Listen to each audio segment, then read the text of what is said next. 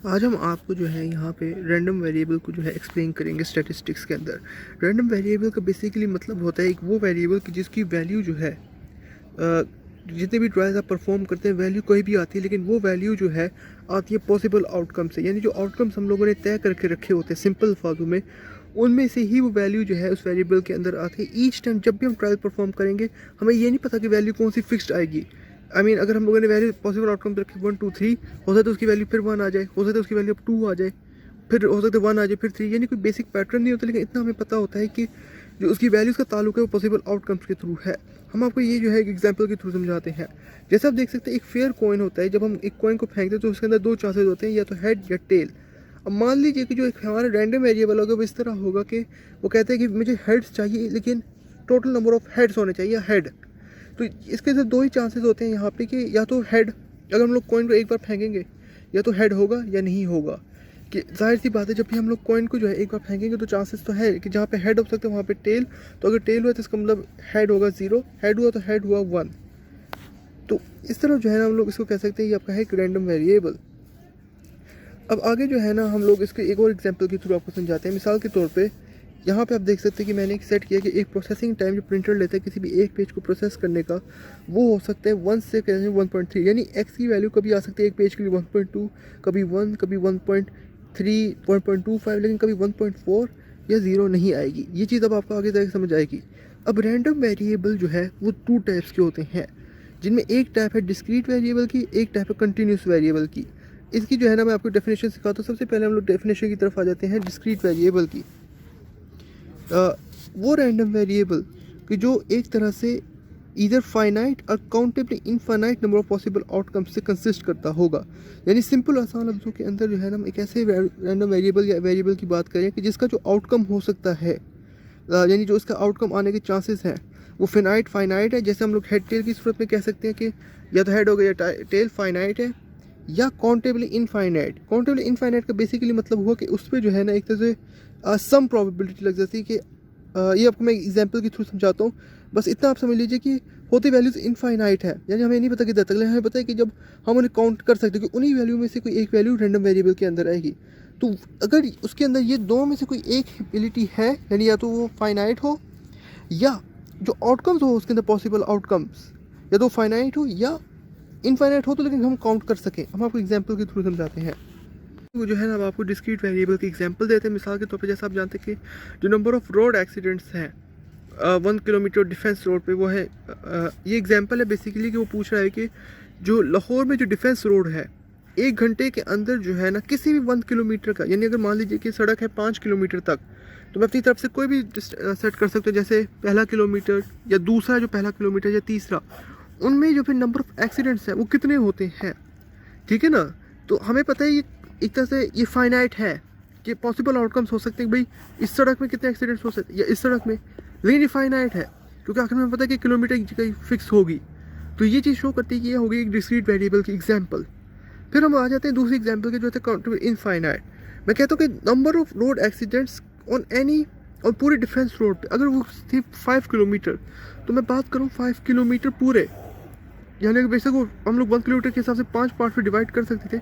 मैं बात करूँ वो तमाम किलोमीटर रोड एक्सीडेंट कितने होते हैं मंथ के दौरान। तो हम लोग जानते हैं कि फिर ये जो होता है मंथ के दौरान एक एक डे, एक एक आवर, एक सेकंड जो कैलकुलेट किया जाता है पूरी सड़क का, होता है इनफाइनाइट है। ये नंबर बहुत बड़ा होता है, इनफाइनाइट होता है, लेकिन हम काउंट कर सकते हैं। तो ये एग्जांपल शो करते हैं किस तरह एक डिस्क्रीट वेरिएबल जो है वो फॉर्म होती है। आगे हम लोग जो है ना डिस्क्रीट वेरिएबल्स की जो है ना इम्प्लीमेंटेशन आपको करना सिखाएंगे। तो अभी हम लोग उसकी तरफ चलते हैं। अब हम आप लोगों को सिखाते हैं कि इसकी इम्प्लीमेंटेशन स्टैट्स के अंदर किस तरह होती है। मान लीजिए कि एक एक्स के मतलब कह दिया जाता है कि एक डिस्क्रीट वेरिएबल है, ठीक है। अब होना ये है कि हम लोगों ने जो है साबित करना है कि एक प्रोबेबिलिटी डिस्ट्रीब्यूशन फंक्शन, ये फंक्शन हम लोगों ने पिछली वीडियोस के अंदर भी एक्सप्लेन किए हुए हैं। अगर इनको सिंपल आसान लफ्ज़ में बताया जाए तो हम लोग जो है ना एक तरह से कोई एक आउटकम फिक्स रखते हैं। मिसाल के तौर पे क्या प्रोबेबिलिटी होगी कि वो ओकर करे। मिसाल के तौर पे अगर मैं कह देता हूँ कि ए जो है ओकर कर चुका है, क्या प्रोबेबिलिटी कि बी ओकर करेगा ए से, तो उसकी जो सारी एक्सप्लेनेशन होती है वो है प्रोबेबिलिटी डिस्ट्रीब्यूशन फंक्शन। बस इतना कॉन्सेप्ट आप समझ लीजिए। अब हम लोग आगे बढ़ते हैं। तो अगर हमारे पास एक्स वेरिएबल है तो जो एफ ऑफ एक्स है ना वो होना चाहिए हमारे पास प्रोबेबिलिटी डिस्ट्रीब्यूशन फंक्शन।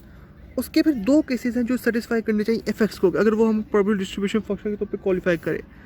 जो एफ ऑफ एक्स है, एज कोई भी फंक्शन आप पुट करते हैं एक्स का, x1 x2 x3, वो जो है ना ग्रेटर देन या इक्वल टू 0, यानी नेगेटिव वैल्यूज़ नहीं होनी चाहिए। ये चीज़ हम लोगों ने ध्यान में रखनी है। सेकेंड चीज़ जो हम लोगों ने ध्यान में रखनी है उसके अंदर वो ये है कि ये हम लोग कॉन्टिब्ली इनफाइनाइट की ही एग्जांपल आ जाती है उस तरह कि मान लीजिए कॉन्टिब्ली इनफाइनाइट है जो कि बनता है फिर भी डिस्क्रीट वेरिएबल की एग्जांपल है। अगर एक्स आई की तौर पे है इस तरह, तो मैं चाहता हूँ कि जब इनका सम निकाला जाए तो वो इक्वल आ जाए 1 के। अगर ये दो चीज़ें सेटिस्फाई हम लोग कर देते हैं तो हमारा फंक्शन है प्रोबेबिलिटी डिस्ट्रीब्यूशन फंक्शन। उस केस में कि जब x हमारा डिस्क्रीट वेरिएबल हो, मैं फिर से समझाता हूँ, x है आपका डिस्क्रीट वेरिएबल, आप चाहते तो इस लिहाज से फिर हमने फाइंड करने कि क्या F x probability distribution function है या नहीं। तो वो चीज़ उस वक्त सेटिस्फाई होती है कि प्रोबेबिलिटी डिस्ट्रीब्यूशन फंक्शन है कि जब हम x पुट करें तो एफ एक्स की वैल्यू जो है हमेशा 0 से ग्रेटर देन आए, यानी नेगेटिव वैल्यू कभी भी ना आए, और 0 की इक्वल भी आ सकती है। दूसरा ये कि जब हम उसका सम निकालें तो वो 1 की इक्वल हो। ये बस दो हमने प्रूव करने हैं। हम लोग जो है आपको एक एग्जाम्पल के थ्रू समझाते हैं, मिसाल के तौर पे अब। और हाँ, एक और चीज़ की जब ये सारी सेटिस्फाई हो जाएंगी फिर हम इसको प्रोबेबिलिटी की कैलकुलेशन में यूज़ कर सकते हैं। वो कैसे हम आपको बताते हैं यहाँ पे।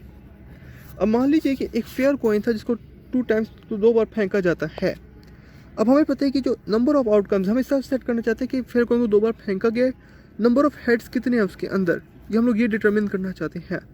तो हमें पता है कि अगर एक कॉइन को 2 बार फेंका जाए तो चांस ये हो सकता है कोई भी हेड नहीं आया, एक हेड आ गया, 2 बार हेड आ गया, ठीक है ये चीज़।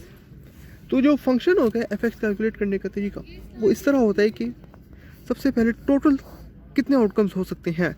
जैसा हम लोग जानते हैं कि जो टोटल आउटकम्स हैं, हमें कोई किसी भी कॉइन को जो है 2 बार फेंका गया है, लेकिन जो नंबर ऑफ आउटकम्स है फिक्स है, यानी 2 हेड या टेल। तो हम लोग लॉ ऑफ मल्टीप्लिकेशन को यहाँ पे यूज़ करेंगे, जिसके लिहाज से 2/2 इक्वल होता है 4 के। जो सिंपल बेसिक मतलब ये होता है कि नंबर ऑफ आउटकम्स जो है आउटकम्स उसका जो पावर और वह होगा नंबर ऑफ ट्रायल्स, जो कि हमारा बनता है यहाँ पे 2। यस, यहाँ पे नंबर ऑफ ट्रायल्स जो बनता है हमारे यहाँ पे 2। तो इस तरह जो इसकी वैल्यू आ जाती है इक्वल वो हो जाती है 4।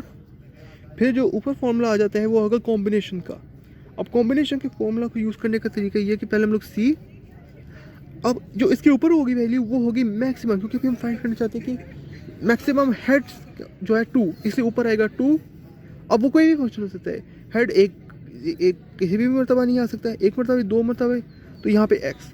ये होता है एफ एक्स को कैलकुलेट करने का तरीका। हम आगे जाके फिर आपको बताते हैं कि इसको किस तरह आप आगे यूज़ कर सकते हैं।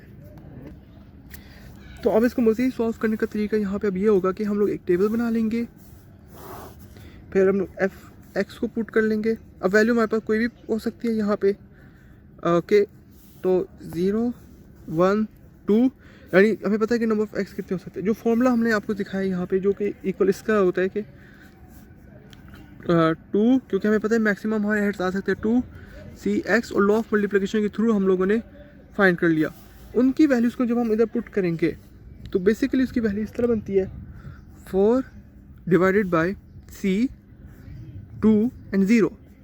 इस तरह वैल्यूज़ को एक एक मरतबा पुट करते जा रहे हैं, C1 एंड 2 C2 4। जो फाइनल कैलकुलेशन आंसर आ जाते हैं वो हमें इस तरह जाते हैं 1/4 2/4 एंड 1/4।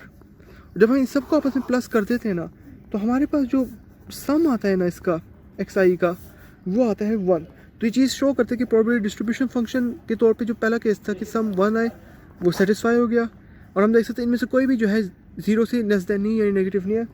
इस तरह हम लोग ने साबित कर लिया कि एफ एक्स हमारा प्रोबेबिलिटी डिस्ट्रीब्यूशन फंक्शन है। अब आगे जैसे मैंने कहा था इसे सॉल्व करने का, तो वो भी हम आपको दिखाते हैं। मैंने कहा कि हम आपको इसको सॉल्व करना सिखाएंगे। अब तक आपको एक चीज़ तो समझ आ गई कि आप फाइंड कर सकते हैं कि प्रोबेबिलिटी डिस्ट्रीब्यूशन फंक्शन है या नहीं। अब इस तरह के क्वेश्चन में आपको केसेस आते थे, मिसाल के तौर पे क्या प्रोबेबिलिटी है कि हेड्स नहीं है, नो हेड्स, तो हम ज़ाहिर सी बात है फिर इस तरह पे जो कॉम्बिनेशन है वो हम इसकी वैल्यू पिक करेंगे तो आंसर आ जाता है 1/4। इस तरह यानी आपको जो है पूछा जाएगा आपसे आंसर, आपने जो प्रोसेस मैंने दिखाया वो आपने कर लेना है सारा, उसके थ्रू पे आपको वैल्यूज अब डायरेक्ट मिल रही है।